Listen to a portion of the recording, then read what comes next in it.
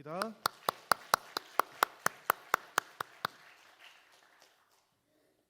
할렐루야. 오늘 우리 사도행전 4장의 말씀인데요. 이 말씀을 시작하기 전에 이것을 기억하면 좋겠습니다. 성전을 대신하시는 예수님. 오늘 우리가 먼저 생각해 보아야 할 것은 예수께서 유대인들의 성전을 대신하신다라는 것을 염두에 두시면서 오늘 이 말씀을 따라서 우리가 함께 공부하면 좋겠습니다. 베드로와 요한이 예수 그리스도의 이름으로 성전 미문에 앉아 있던 날 때부터 걷지 못하던 사람에게 일어나라라고 그렇게 명했지 않습니까? 만약에 이 사람이 일어나지도 못하고 걷지도 못하고 아무런 응답을 못했다고 한다면 그러면 어떤 일이 일어났겠습니까, 여러분? 그러면 사도들의 모든 말은 거짓이라고 그렇게 간주되었겠지요.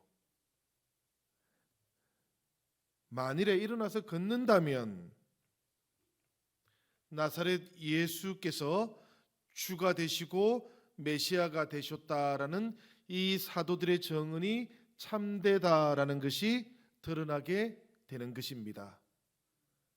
우리가 성경을 통해서 보는 것은 이 날 때부터 걷지 못했던 사람이 일어나서 걷게 되었고 뛰게 되었고 성전으로 들어가서 노래를 부르는 것을 보면서 사람들은 그 사람이 표적이다라고 생각하게 되었다라는 것을 알고 있습니다. 말하자면 사도들이 증언했던 그 일이 진짜로 일어나게 되었다라는 것을 이제 체험하게 되었던 것이지요. 성전 미문에 앉아있던 안전뱅이가 일어났던 이 사건은 한편으로는 성전에서 일어난 사건이었습니다. 그러니까 성전을 중심으로 해 있었던 유대교의 입장에서 생각해 보면 이것은 대단히 심각한 사건이 되기도 합니다. 왜 그런가 하면 이 날 때부터 안전병이었던 사람이 평생 동안 성전 그 문 앞에 앉아 있었는데도 불구하고 성전은 이 사람에게 아무런 구원의 능력이 되지 못했지 않습니까? 그런데 지금 예수 그리스도 그분의 이름은 하나님의 능력으로 이 사람에게 임했던 것이거든요. 그리고 안전병이를 고쳐 주었지 않습니까? 그러니까 오랜 세월 동안 성전을 중심으로 신앙생활을 해오고 그 성전에 가면 하나님을 만나게 될 것이다 라고 생각했던 그 유대인들의 입장에서는 엄청난 도전이 아닐 수가 없어요. 다른 한편으로는 예수께서 성전을 대체하신다라는 위기감을 가질 수도 있었겠습니다. 이 상황을 대변해 주는 것이 바로 4장 4절의 말씀인데요. 이 4장 4절의 말씀은 이런 말씀이지요. 말씀을 들은 사람 중에 믿는 자가 많으니 남자의 수가 약 5천이나 되었더라.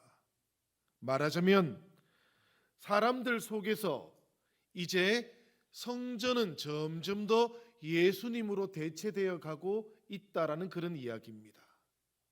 우리가 이것을 잘 이해하셔야만 돼요. 5절에 보니까 성전을 맡은 사람들과 사두개인들이 예수님을 찾아옵니다. 관리들과 장로들과 서기관들이 예루살렘에 모였다. 그렇게 증언하고 있지요. 6절에는 보니까 또 어떻습니까? 대제사장 안나스와 가야바와 요한과 알렉산더와 및 대제사장의 문중이 다 참여했다. 이렇게도 되어 있지요. 이 사람들이 누군가 하면 산헤드린 공의회 사람들입니다. 여러분들 산헤드린 공의회라는 거 들어보셨습니까? 한 번쯤은 들어보셨을 거예요. 왜 그런가 하면 6월절에 예수님을 십자가에 못 박아 죽일 때 그 재판에서 판결을 내렸던 곳이 바로 산헤드린 재판이었거든요. 그러면 이 산헤드린 공회가 뭔지도 조금 알아야 되지 않겠습니까?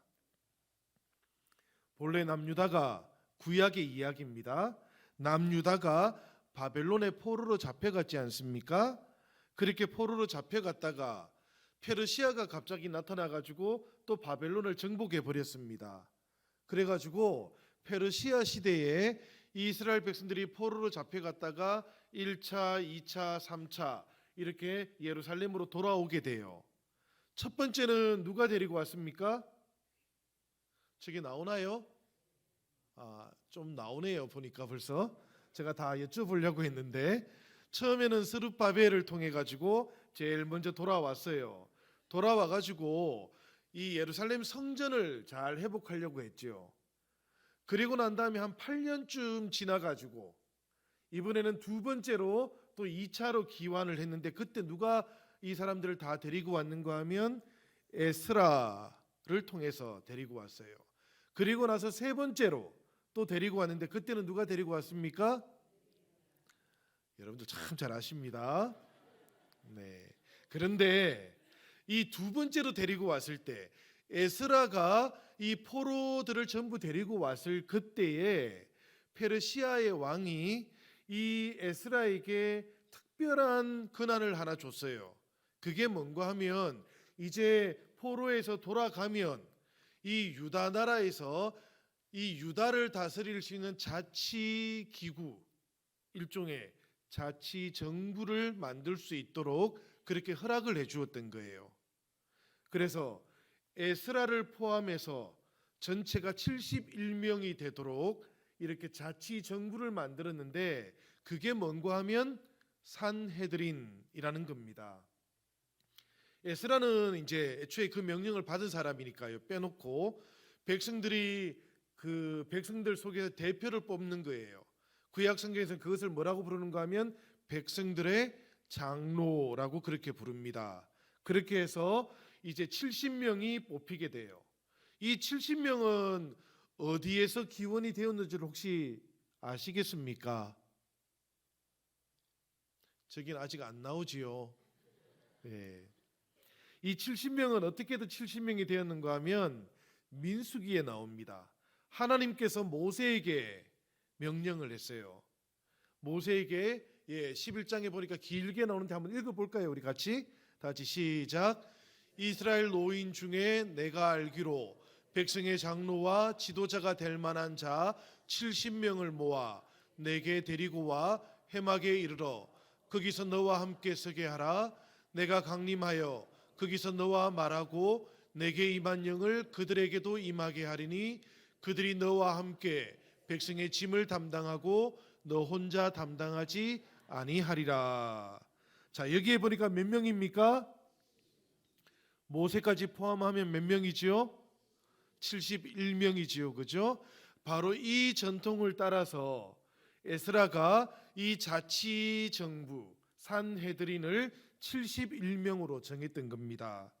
그렇게 해서 이제 산헤드린이 예수님의 시대까지도 쭉 이어져 오고 있었던 거예요. 그런데 이 예수님의 시대, 특별히 예수님께서 십자가에 못 박힌 해를 우리 성서학자들은 AD 33년이라고 그렇게 생각을 합니다. 그러면 그 33년부터 해가지고 사도행전은 대략 30년 정도 동안의 기록이에요.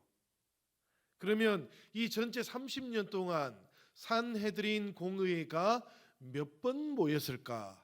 이 사도행전에 보면 대략 5번 정도 모인 것으로 그렇게 나오고 있습니다.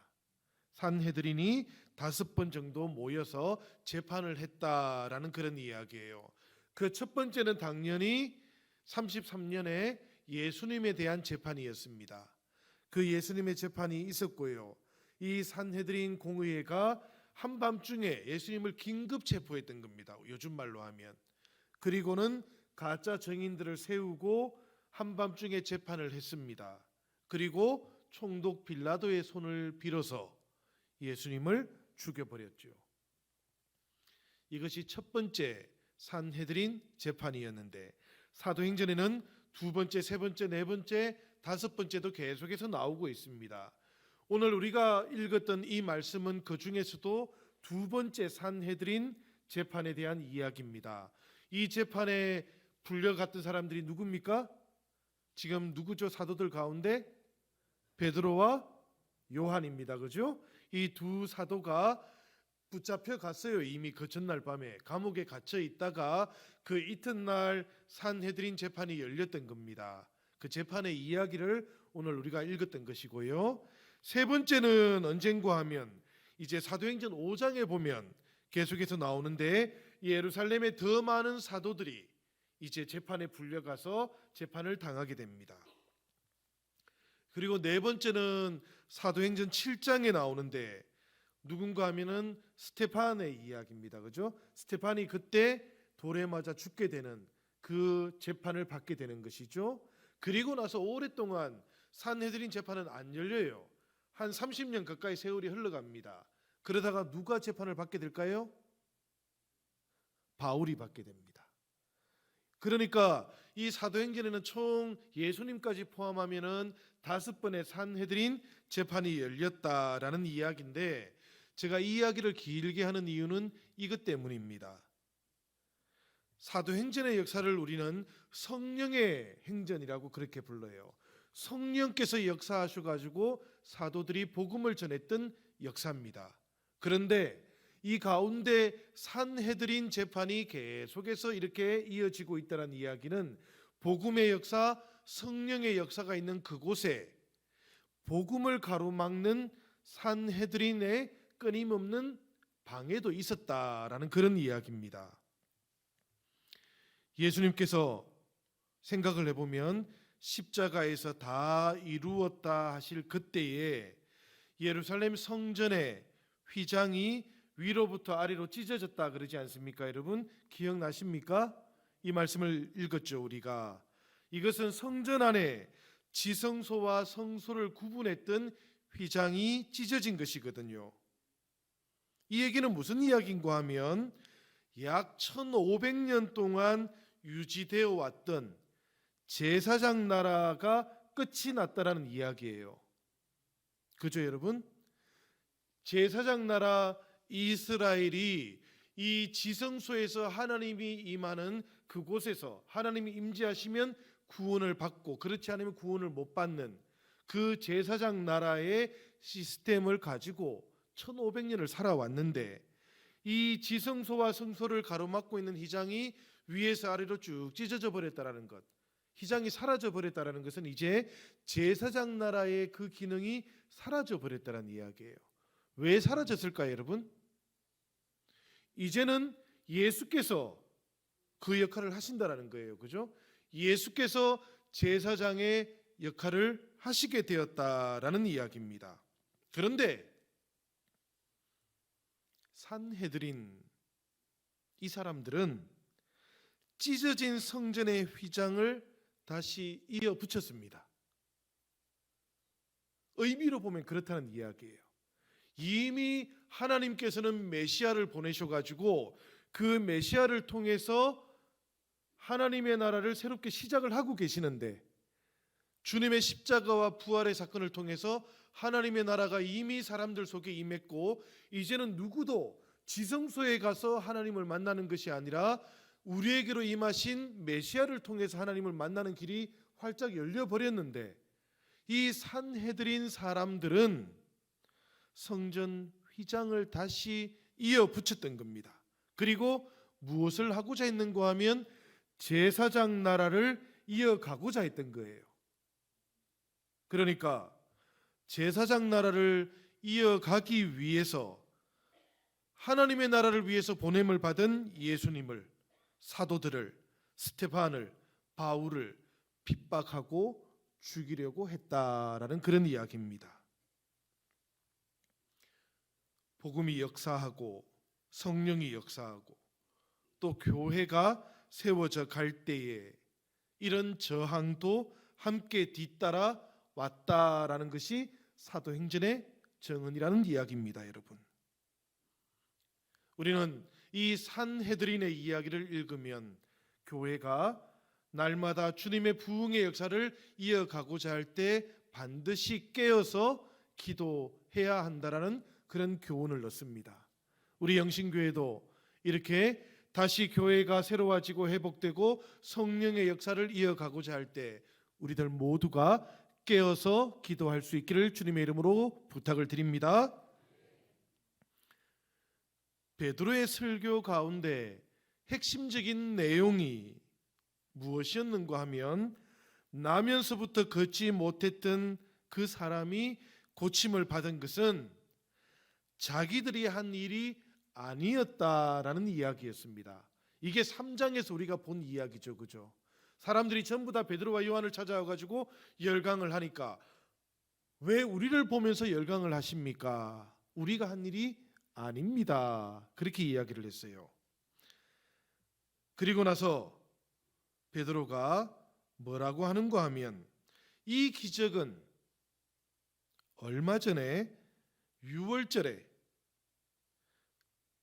1차 산헤드린 공회 재판하고 그 다음에 빌라도의 재판을 통해서 바로 당신들이 십자가에 죽였던 그러나 3일 만에 다시 살아나신 그 하나님의 아들 나사렛 예수께서 하신 일입니다 라고 그렇게 3장에서 이야기를 했어요. 이게 3장의 내용이죠, 그죠? 설교의 내용이기도 했습니다. 그런데 여러분, 이 베드로의 설교를 듣고 있던 산헤드린 공회 사람들 가운데에서도 특별히 71명의 산헤드린 공회에 속해 있는 회원 가운데 10명, 항상 10명의 회원 자격을 가지고 있던 사람들이 있었습니다. 그 사람들이 누군가 하면 사두개파 사람들이에요. 예수님 당시에 유대인들이 그룹이 몇 개가 있었지 않습니까? 가장 대표적인 사람들이 누구지요? 바리새파 사람들, 두 번째가 사두개파 사람들, 세 번째가 에세네파 사람들. 우리가 보통 이렇게 구분을 합니다. 그런데 이 가운데 사두개파 사람들, 이 사두개파 사람들은 어디에서 만들어진 것일까요? 이 이름이 어떻게 해서 만들어진 줄 혹시 아십니까? 화면에 안 나오죠? 네. 본래 이 사두개파라는 이름이 어디에서 나왔는가 하면 구약으로 한참 올라갑니다. 역사가 다윗 솔로몬 시대 때까지 올라가요. 그때 다윗 솔로몬 시대 때의 대제사장이 누군가 하면 누굴까요, 여러분? 사두개파 아닙니까? 사두개파랑 좀 비슷할 것 같은 대제사장 혹시 안 떠오릅니까? 사독. 혹시 나왔습니까? 벌써 나와버렸군요. 이상하게 나왔다 싶었어요. 이 다윗 솔로몬 시대 때 대제사장으로 유명한 사람이 사독이었거든요. 그런데 이 사독이라는 이름에서, 대제사장이라는 이름에서 이제 사두개파라는 사람들이 나왔어요. 이 사두개파 사람들은 특별한 특징을 가지고 있는데 그게 뭔가 하면 주로 제사장 가문 사람들이었습니다. 이 사독 이후의 모든 가문 사람들이었다는 이야기예요. 그 다음에 모세 오경만 하나님의 말씀으로 믿었던 사람들이에요. 그 다음에 또 특징이 하나 있는데 뭔가 하면 천사와 악마의 존재를 믿지 않았습니다. 그리고 또 중요한 특징이 하나 있는데 그게 뭔가 하면 부활을 믿지 않았어요. 그래서 예수님께서도 이 사두개파 사람들을 두고 부활을 믿지 아니하는 사두개파 사람들 이렇게 부르신 적도 있으셨습니다. 이게 굉장히 중요한 특징이었어요. 이 사람들은 부활을 믿지 않고 천사 내세 이런 것을 믿지 않기 때문에 어디에 집중했겠습니까? 현실에 집중했겠지요. 현실에 집중하니까 현실 속에서 무엇을 추구했겠습니까? 권력을 추구했겠지요. 권력을 추구하니까 이 사람들은 주로 어디에서 모여 살았겠습니까? 예루살렘에서 모여 살았겠지요. 예루살렘에서도 유대 사람들의 가장 중요한 중심지가 어디였을까요? 예루살렘 성전이었겠죠. 그래서 이 사람들을 가리켜서 예루살렘 성전 권력이라고 그렇게 불렀습니다. 그곳에 늘 있었던 사람들이에요. 오죽했겠습니까? 사독부터 이어지는 제사장 가문의 사람들이었으니까요. 성전은 자기들의 영역이었던 거예요. 그런데 그곳에 베드로와 요한이 찾아와 가지고 설교를 했던 겁니다. 그 옆에는 표적을 하나 갖다 놓고 날 때부터 걷지 못했던 사람이 지금 막 뛰어 펄쩍펄쩍 뛰고 있는 그곳에서 지금 뭐라고 얘기하는가 하면, 여러분들이 지금은 오순절이 얼마 지난 지 얼마 안 됐어요. 그죠? 여러분들이 6월절에 산헤드린 재판을 열어가지고 십자가에 못 박아 죽이라고 했던 그 예수께서 부활하셔가지고 그 부활하신 예수 그리스도 그 이름의 권세가 이 사람에게 임해서 지금 이 사람이 치유가 되었습니다. 구원을 받았습니다. 이렇게 얘기하니까 부활을 믿지 않는 이 사두개파 사람들이 마음이 편하겠습니까? 안 편하겠습니까? 당연히 안 편하겠지요. 그래서 많은 산헤드린 사람들 가운데에서도 사두개파 사람들이 가장 먼저 주동이 되어서 지금 베드로와 요한을 지금 재판하려고 하는 겁니다. 그곳에 보니까 산헤드린 71명 전원이 모였던 것 같아요. 왜 그런가 하면 대제사장 안나스와 가야바와 요한과 알렉산더와 및 대제사장의 문중이 다 참여하여라고 표현되어 있는 걸 보면 산헤드린 공의회가 다 소집이 되었던 것 같아요. 이 사람들이 사도들에게 지금 묻고 있는 겁니다. 뭐라고 묻고 있는가 하면 4장 7절인데요. 우리 같이 한번 읽어볼까요? 4장 7절 시작. 너희가 무슨 권세와 누구의 이름으로 이 일을 행하였느냐. 지금 여기서 말하고 있는 이 일은 아주 분명하죠, 여러분. 이게 뭡니까? 성전 미문에 앉아있던 날 때부터 걷지 못했던 그 사람이 치유되는 이 일입니다. 이 일은 도대체 무슨 권세와 누구의 이름으로 행하였느냐 이렇게 묻는 겁니다.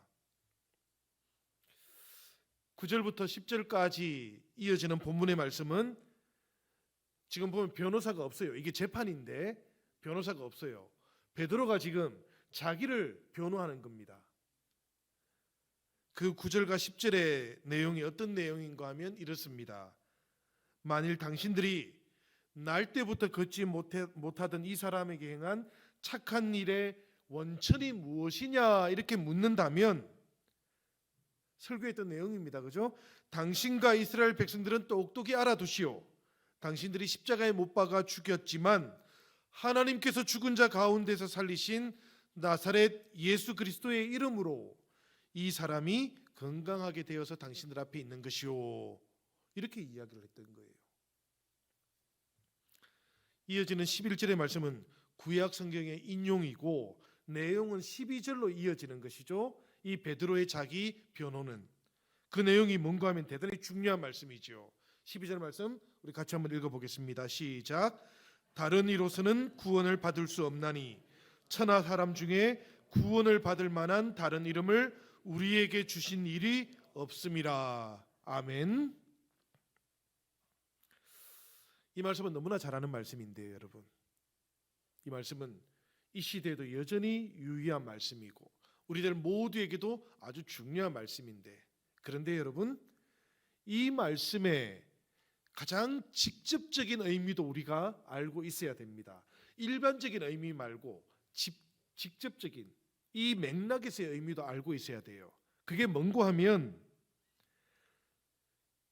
이제는 성전의 이름으로 구원을 얻을 수는 없다라는 뜻입니다. 첫 번째 뜻이. 왜 그렇습니까, 여러분?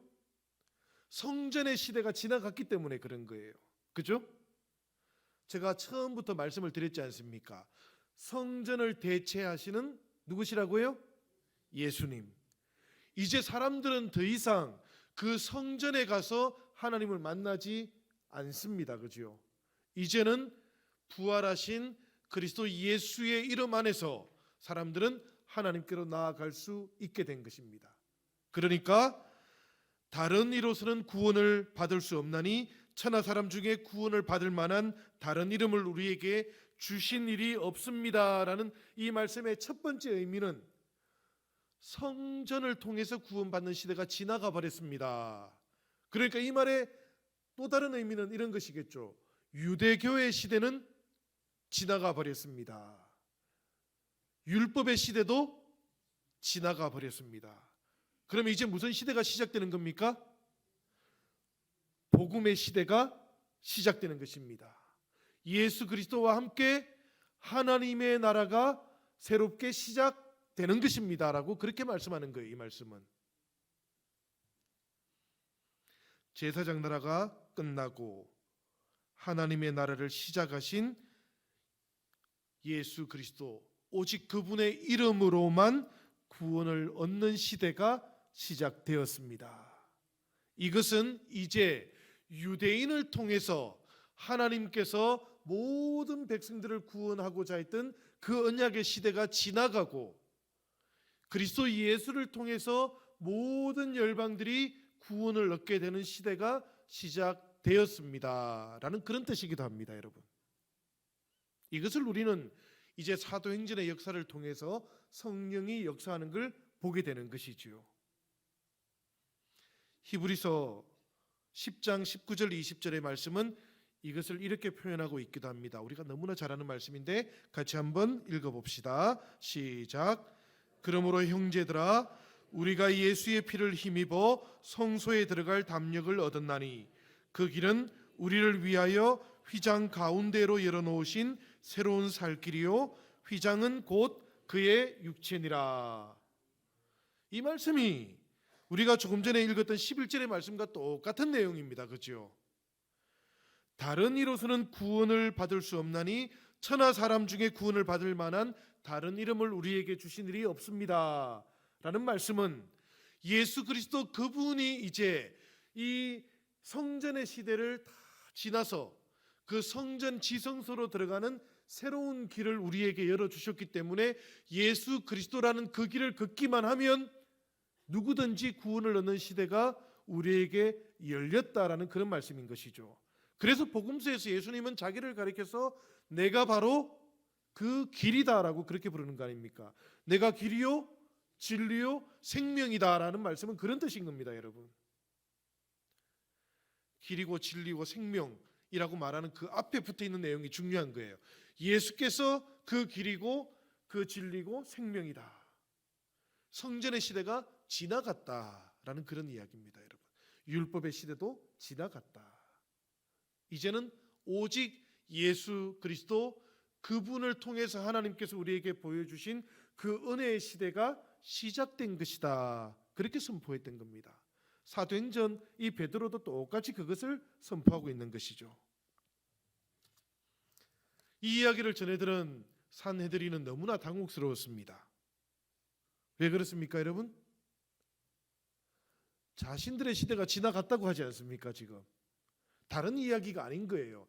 산헤드린에 모여있던 사두개파 사람들은 베드로의 설교를 너무나 분명하게 이해했던 겁니다. 무슨 이야기인지를 알았던 거예요. 성전의 시대가 지나갔고 성전에서 자신들이 이어붙였던 그 휘장이라는 것은 아무런 의미가 없는 것이라는 것을 알았던 것이죠. 사람들이 성전에 와서 계속해서 제사를 드리고 있는 그것이 아무런 의미가 없다라는 것도 이들은 너무나 확연하게 깨닫게 됐던 겁니다. 그러니까 당혹스러워졌던 것이죠. 베드로와 요한이 너무나 분명하게 일목요연하게 복음에 대해서 메시아의 시대에 대해서 설명하는 것을 듣고 당혹스러워서 이 산헤드린에 모여있던 사람들이 보여주는 반응이 뭔가 하면 어떻게 이런 일이 가능한가 이상하게 여겼다라는 것입니다. 여러분, 말씀이 그렇죠? 여러분, 이상하게 여겼다. 그런데 이상하게 여긴 그들이 사실은 그들의 말인지 사도행전에서 우리에게 아주 중요한 메시지를 남겨놓은 것인지 분명치는 않아요. 그런데 대단히 중요한 말씀이 있습니다. 13절의 말씀이에요. 화면에 안 나옵니다. 사실은 13절의 말씀입니다. 끝에 보면 뭐라고 되어 있는가 하면 전에 예수와 함께 있던 줄도 알고 라고 되어 있어요. 있네요. 예. 저 말씀에 보면 그들이 학문 없는 사람들, 범인들, 평범한 사람들, 랍비를 찾아가서 율법을 배운 사람들이 아니라는 것을 너무나 잘 알고 있었는데, 그래서 이상한데, 그런데 말씀은 보면 그 옆에 또 전에 예수와 함께 있던 줄도 알고 라고 이렇게 싹 붙여놓은 것이죠. 이 얘기가 무슨 이야기인가 하면 이 사도행전은, 그리고 누가는 베드로와 요한이 이 산헤드린 사람들 앞에서도 주눅들지 않고 이 복음의 시대, 은혜의 시대에 하나님께서 예수 그리스도를 통해서 새롭게 하나님의 나라가 시작되고 있다는 것을 이렇게 설명한 이유는 그들이 학교에 다녀서 그들이 랍비를 통해서 배워서가 아니라 예수님과 함께 있었기 때문이다라는 것을 우리에게 알려주려고 하는 것이죠. 예수와 함께 있던 줄도 알고라는 말의 의미는 그런 겁니다, 여러분. 우리가 신앙생활을 하다가 보면 크게 사회적으로 세상의 학문들을 많이 배우지 않아도 복음의 깊은 것을 깨닫고 계시는 분들이 정말 많습니다. 그것은 다른 데서 오는 것이 아니죠, 여러분. 주님과 오랫동안 교제하면서 그분의 음성을 내적으로 듣고 깨달았기 때문에 그렇게 잘 알게 되는 겁니다. 이 베드로와 요한이 그렇고요. 또 우리 시대의 많은 신앙인들도 그런 모습들을 가지고 있는 거예요.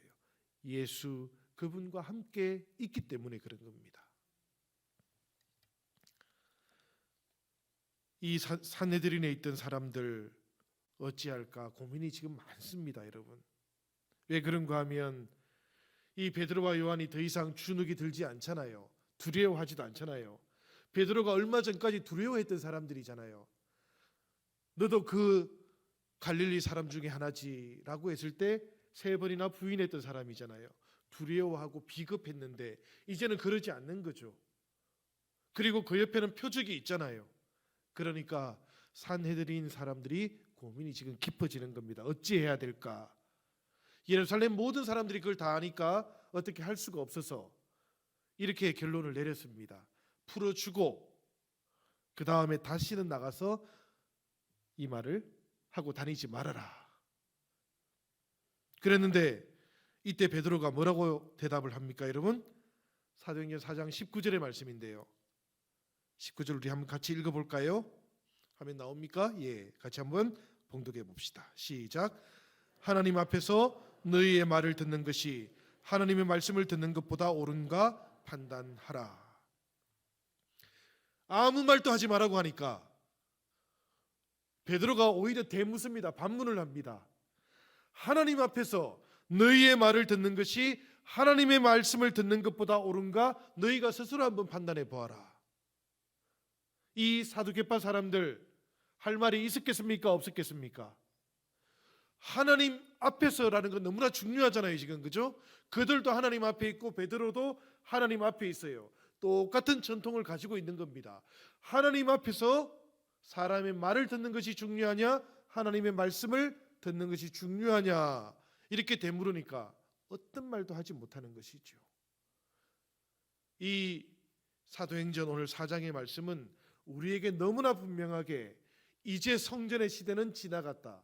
이제 성전을 중심으로 했던 이 산헤드린 사두개파 사람들은 복음의 시대 가운데서는 어떤 변명도 할 수 있는 말도 없다라는 것을 우리에게 너무나 분명하게 보여줍니다.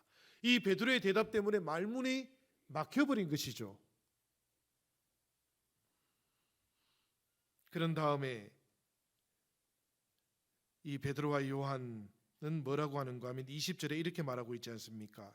우리는 보고 들은 것을 말하지 아니할 수 없다. 위대한 신앙 고백 아닙니까, 여러분? 산헤드린, 그곳은 얼마 전에 예수님을 십자가에 못 박아 죽였던 곳입니다.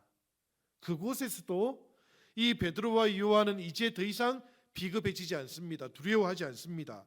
우리가 보고 들은 것을 우리는 말하지 아니할 수 없다라고 그렇게 분명하게 선언하는 것이지요.